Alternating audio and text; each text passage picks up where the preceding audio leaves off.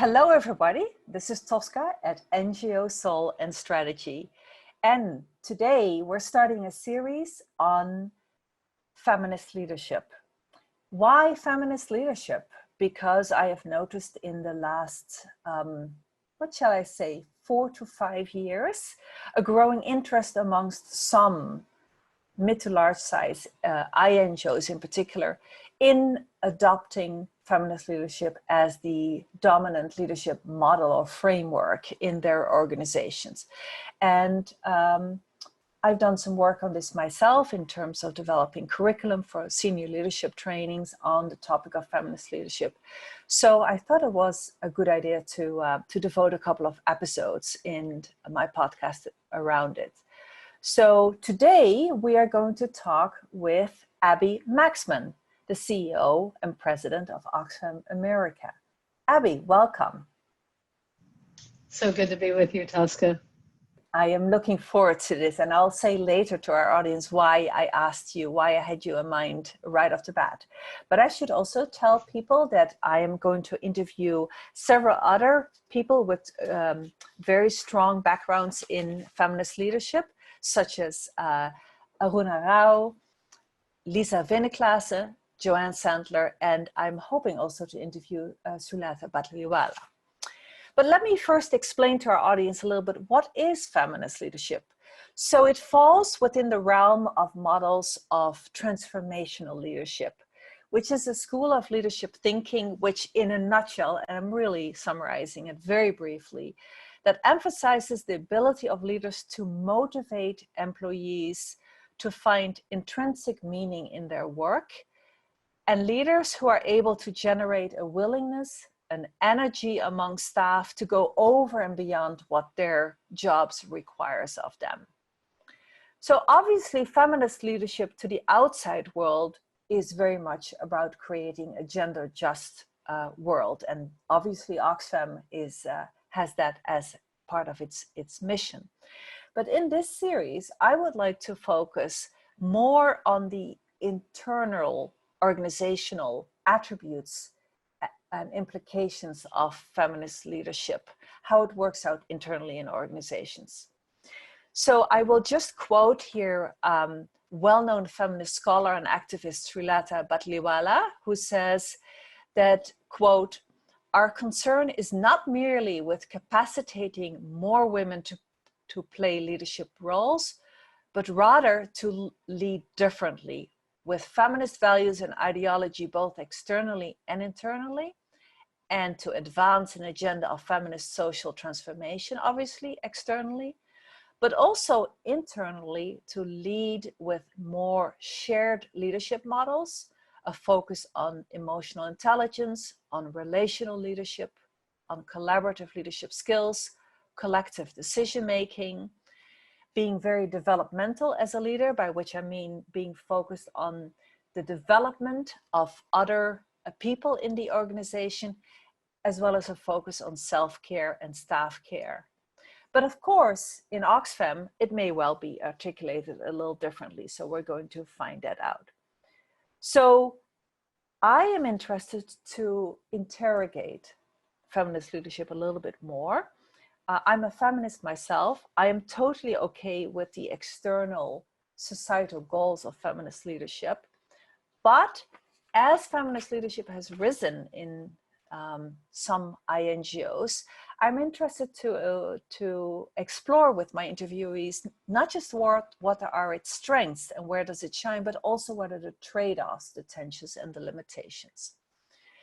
So over to Abby now, and Abby, of course, to first introduce her. She is, as I said, the president and CEO of Oxfam America, a former also Deputy Secretary General at CARE International. She also was the VP for International Programs and Operations at CARE International and was a country director in CARE as well.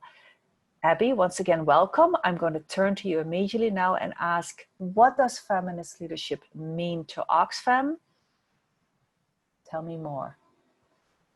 Thank you, Tosca. And I'm so glad you're bringing attention to this as a place to learn and explore and interrogate.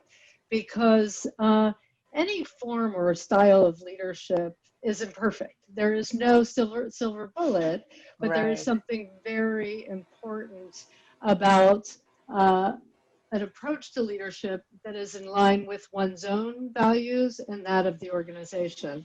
So I start there because as Oxfam has been on its own learning journey and evolution over decades, if not in recent years, and the privilege I've had to be a part of Oxfam, in its own learning about, as you started off saying, what's happening on the external and the social change agenda, but how important and fundamental that is in terms of mirroring that of what you do on the internal. So in simple terms, it might be, walk the talk.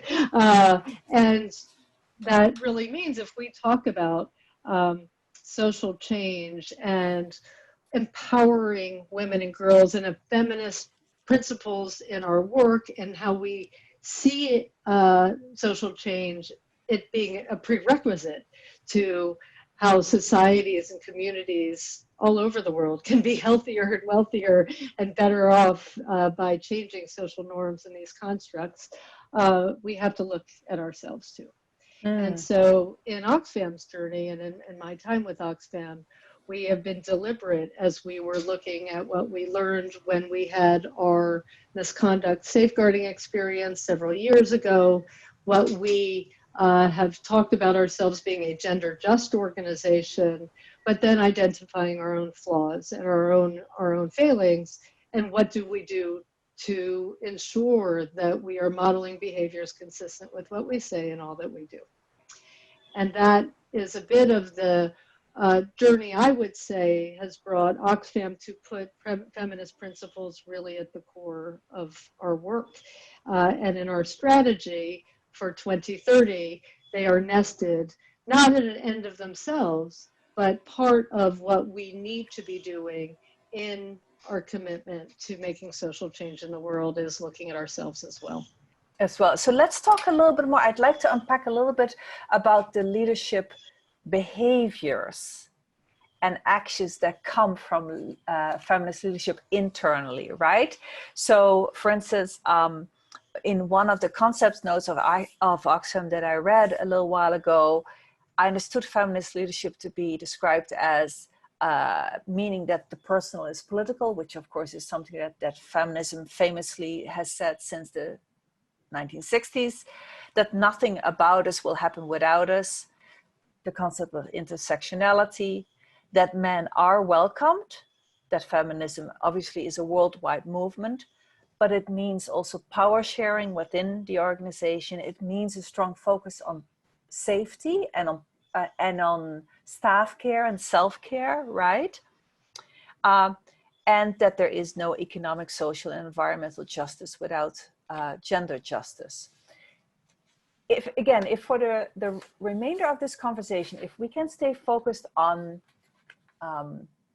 these internal leadership attributes and behaviors that I want, and I really want to focus on the behaviors and the habits, right, of leaders, right?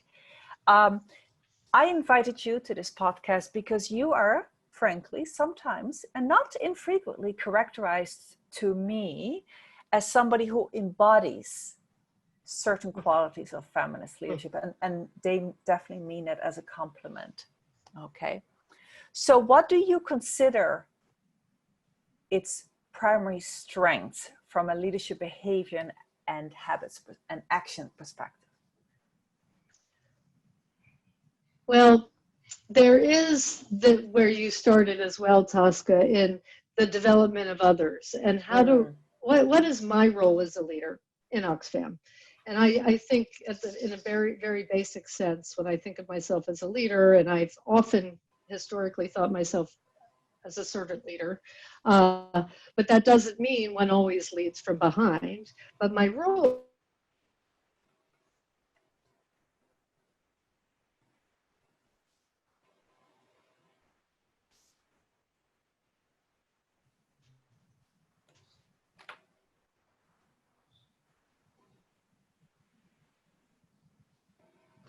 I froze, Tosca. You did. I know I froze there. It's just fine. Please continue. You were saying that the last sentence we had was, as a servant leader said, that doesn't necessarily mean I'm always leading from behind. Could you continue from there? Thanks so much. Yes. And as a leader, and my role is to really bring out the best in the people around me on behalf of our ability to deliver on our mission. And so that does mean, in my own mind, as a servant leadership is not a single speed of leadership. It can be from behind. It can be a nurturing, empowering, looking and understanding where are the voices all around the organization that we need to know and hear from. But also there are times that it means leading from the front or leading from different places. Mm-hmm. And so it is a very adaptive and situational leadership style, but almost the philosophy at the outset is how do we grow and harvest all of the talent and commitment and expertise of the people all over the organization. And so when we talk about power sharing, also in organizations, we also know that you need and have hierarchy. Mm-hmm. And how is it that you're continuously drawing and even being aware of where voices and leaders and are sitting all over the organization at any given time? And so that kind of constant exploration, curiosity, having spaces, a diverse set of spaces, so that as a leader and my own executive team as well, are continuously not just doing hierarchical leadership, but looking at how we're empowering leadership at many levels. I see.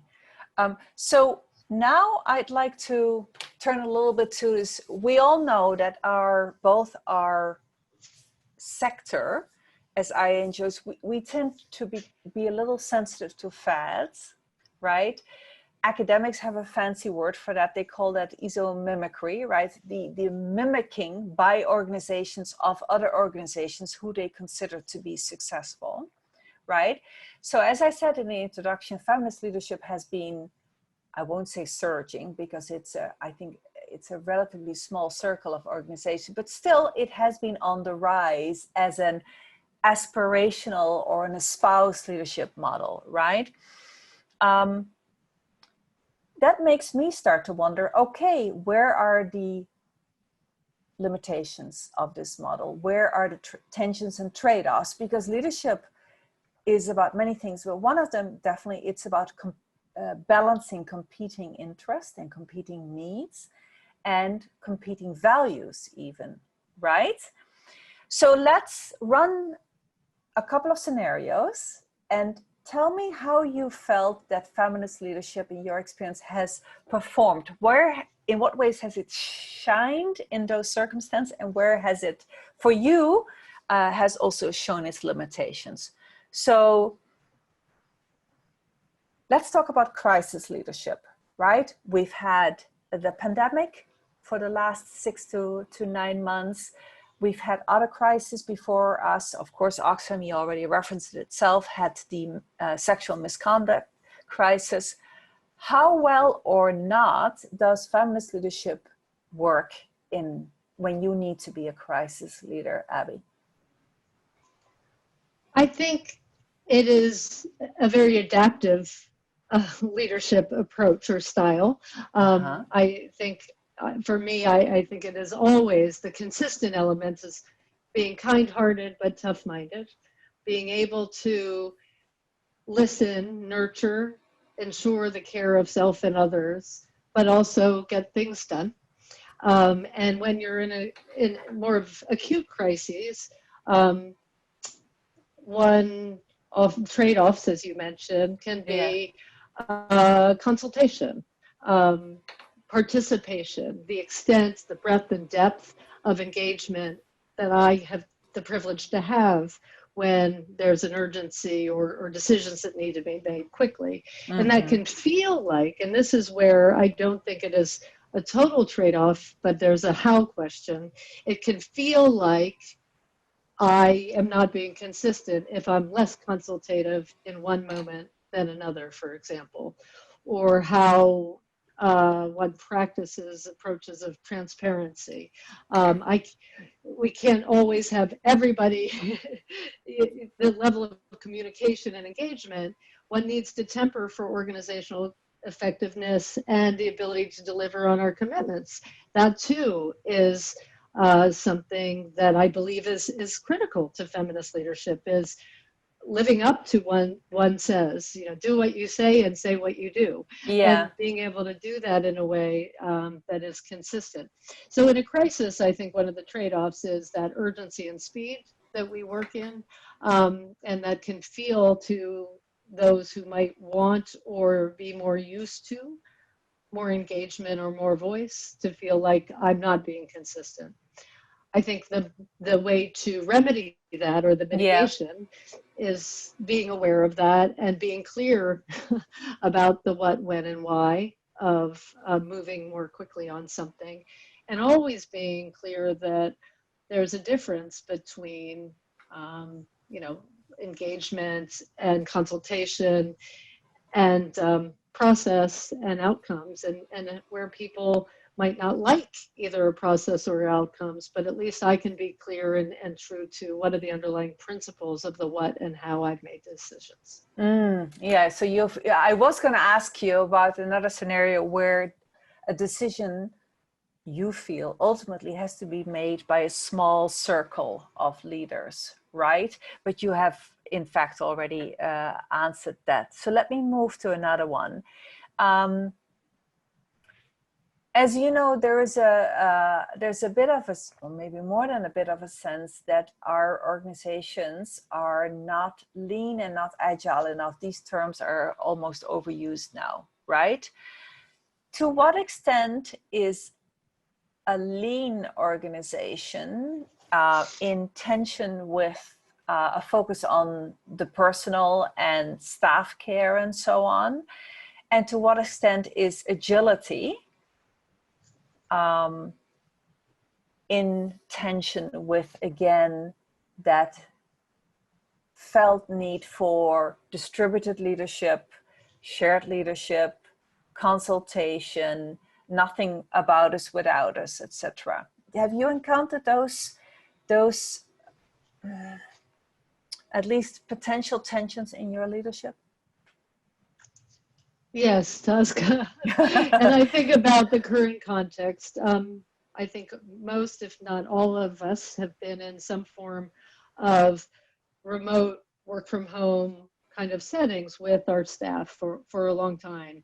And that means there are extra burdens on everybody. Yes. Be it having small children at home, people you're taking care of that you don't have the ability to reach. I mean, everybody has extra burdens, of some kind. And that notion of being lean, it means we're not necessarily, I don't even want to ask of everybody to deliver at the pace and speed and urgency of the now, though that is a very mobilizing and galvanizing force as well. People are so seized. It's a true privilege to work for an organization whose role is to be able to respond to the times. But that notion of being lean and workload, and what does that mean to self-care is a genuine tension. And we're continuously checking in to look at what can we do to create the enabling environment that it helps, but also you have to be, we don't have more money to spend to hire extra people. You're a little leaner than you want or need to be because people can't be, not everybody's able to work in the ways they even want to. So that's just a real tension. And I think there's a balance of recognizing what does one need to do to be prioritize, to set the clear expectations of priorities. What I've done is I've pivoted and made our goals a little shorter term. We've looked, at the quarter ahead. And even though it's nested in long-term or multi-year goals, trying to be a little more short-sighted is a negative word, but visually, you know, the milestones and the targets you're working towards, kind of boil it down and make it more manageable. I'm not saying that it's been managed perfectly, but that is a strategy I've used. On the agility versus distributed and shared leadership, and you know, that's something we too, in addition to building feminist principles into our 2030 strategy, we looked at how do we build new ways of working and what does being an agile organization mean in highly uncertain, rapidly changing times. Though that was the certainty we knew when we developed our strategy pre-COVID. Yes, and that's I know. the reality that we exploded into the day we launched the strategy. Yes. And it does mean you're building the new ways of working in as the modus operandi, that working cross-functionally, working in a distributed, networked way is the norm. And so you're planning that into your ways of working as the predominant way of working. And that has a more horizontal way of engaging with staff. But the tension is there's higher levels of consultation and engagement can make it feel harder to move quickly. And that's something we have to be mindful of, and still setting realistic but ambitious enough deadlines and processes so that we keep moving as well. Yeah, interesting. I'll maybe run one more. It's not a scenario actually. Well, actually maybe two more. Let me first turn to, so what do we do when we as an NGO manager or leader need to hold an individual staff person or a team to account for underperformance? Is that in tension at all with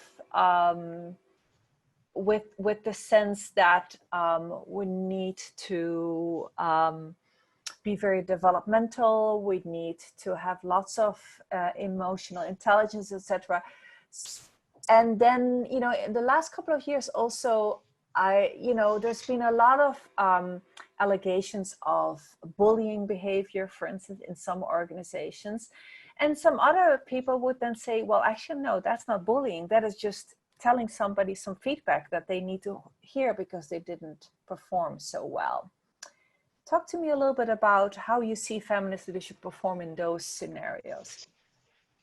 It's a very topical question, Tosca, because it's something I know that we're continuously examining in our approach to people, culture, HR, performance management. Yeah. And I think it can't be a one-time moment of, right, you know, all of a sudden, Tosca, I've got some feedback for you. Yeah. The relationship that goes into how we work together, to setting performance expectations, to actually embracing, you know, a philosophy where we, you know, if you and I are in some sort of reporting relationship, that we see feedback as a gift, that I would be working to know that you would, if giving me a feedback, if I was the manager in that case, I would know, how am I doing in helping you grow and be your best self? At the same time, you would be critically asking me, Abby, I want the hard feedback. Don't just tell me what I'm doing well. Tell me where you could see I could have done better and how, so that I can unpack that with you. And so this is about the safety question. How are we creating, as part of our feminist principles, how are we creating safe spaces for that two-way or multi-directional way of us valuing, you know, being clear about the performance expectations, the what and the how, both matter. If we're just results oriented, how many times some of our listeners would have heard, oh, they're so great in getting results, but they're really hard in them, you know. So that it is the what and the how. They both matter, because otherwise I'm not leading consistently either. Right. About my own accountability aligned with our values and feminist principles. So you're not trading off results oriented versus the how one works and how one manages. It's they both matter, and there's a symbiotic relationship between them to really grow and have things that stick and are real as an organization. So it is a hard thing to do and come in all of a sudden and say, "Hey, Tosca, I've got some feedback for you," and you're like, "Oh my gosh, what do you mean?" Yeah. I didn't even so it is more longitudinal. So you have to be investing continuously in this, in how managers manage, and how we understand what is performance management in terms of looking at the soft side of competencies and how we can measure them and help people embrace feedback and wanting to grow. And me seeing my job and all of us as helping everybody be their best selves. And part of that is the holding accountable and being really clear about expectations and feedback. But as you said so importantly, that has to go both ways, right? This is also about the manager also asking for feedback from the supervisee, if you will. So maybe the last element I'll mention is, so some feminist leadership academics have called one manifestation of feminist leadership post-heroic leadership, right? So it's the antithesis to the hero-based leadership. We are global organizations, right? That means people come from many national cultures, right? Where national expectations of how leadership looks like may well be in tension with whether it's feminist leadership or another form of transformational leadership, whatever, right? Have you seen those tensions show up both either in yourself here in America? For instance, I find as a European that there are slightly different expectations of how leaders should behave, at least. So have you seen those tensions show up? Absolutely. In one's own, whether the culture of where you might be a citizen and working as part of a multicultural organization and diverse context, both. Yeah. And I think that is where, one's own EQ and humility as a leader, I need to draw on that continuously, because it's not just, there's so many ways of slicing that. There's kind of what people refer to as NGO versus private sector culture, and expectations of leadership in different work settings. There's, the European sensibilities and the US expectations. There's multi-generational expectations about leadership, or intragenerational. And there is just so much at play there. And then, as you say, different cultures value different modes. This is what it depends on social norms, and that can vary in one country alone. There's variations to that, let alone multi-context. So there are very different expectations, and even the term feminist might be a term that puts people off. And I think I continue to view feminist leadership and using feminist principles as a 21st century leadership approach, or as there's other transformational leadership, as you said at the outset, and how do we find the right language to help and set the expectations and be consistent in how one shows up and brings people along and connects with the workforce, if you will, if that's the mode that we're responsible for.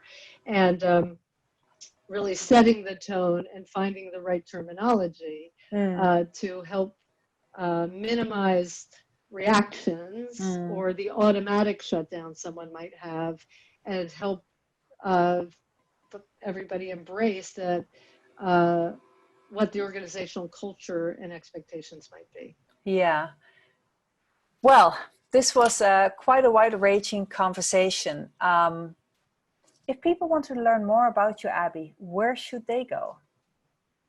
Thanks, Tosca. A few places. I'm on LinkedIn, Abby Maxman, Twitter at Abby Maxman, and then at Oxfam America's website, can go in there, www.oxfamamerica.org. Good. Well, we will put all of these in the show notes. Excellent. And again, just to remind our audience that this is one of several conversations that we'll be having about feminist leadership. And they will come out probably in early 2021. Thank you, Abby, very much for all your insights. And thank you, listeners. If you found this podcast episode stimulating, then please help other social sector leaders find my podcast by leaving a review on your favorite podcast platform. And if you're interested in learning a little bit more about leadership models and leadership blind spots in the transnational NGO sector, that is covered in one of the chapters in our new co-authored book with George Mitchell and Hans-Peter Schmitz, Between Power and Irrelevance, The Future of Transnational NGOs.